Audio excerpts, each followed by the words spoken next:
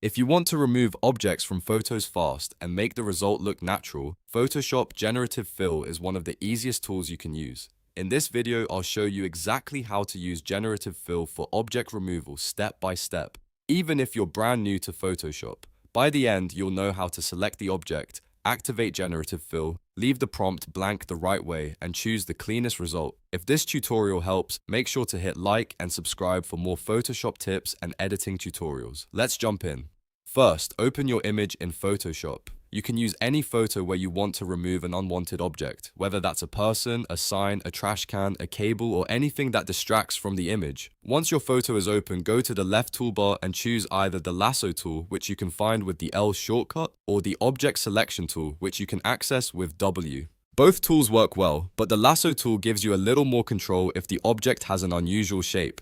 Now draw a loose selection around the object you want to remove. The key here is not to trace it too tightly. Leave a little breathing room around the object. That small gap helps Photoshop's AI understand the surrounding background better, so it can rebuild the area more naturally. If you're removing something from grass, pavement, bricks, or a wall, that extra space makes a big difference in how seamless the final result looks. Once your selection is ready, you'll see the blinking marching ants outline around it. That means Photoshop knows exactly what area you want to work on. Now look for the floating contextual taskbar, which usually appears near your selection. If you don't see it, make sure it's enabled in Photoshop's window settings, because that's where the Generative Fill button will appear. Click Generative Fill to open the prompt box. This is the important part. Leave the prompt completely blank. Do not type remove, do not type delete, and do not try to describe the object. For object removal, a blank prompt usually gives Photoshop the best instructions because it tells the AI to naturally erase the selection and rebuild the background using the surrounding pixels and textures.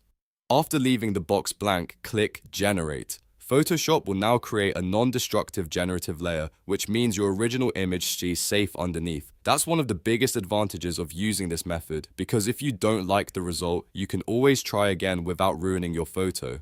After a moment, Photoshop will show you 3 different variations in the Properties panel. Take your time and click through each version to compare them. Look for the one that blends best with the background, matches the lighting, and keeps the pattern or texture looking realistic. Sometimes one variation will look almost perfect right away, while another may have slightly odd shapes or repeating details. If none of the options feel quite right, just hit Generate again, and Photoshop will give you 3 new variations to choose from. That's often enough to get a much cleaner and more realistic result. Once you've found the best version, you can continue editing the photo as normal, save it, or make additional adjustments if needed. And that's really all there is to it. With just a simple selection, a blank Generative Fill prompt, and a quick variation check, you can remove unwanted objects in Photoshop very quickly and very cleanly. This is a huge time saver for photographers, content creators, designers, and anyone who wants polished images without spending forever on manual retouching. If you found this helpful, please like the video and subscribe for more easy Photoshop tutorials, AI editing tips, and step-by-step guides. Thanks for watching, and I'll see you in the next one.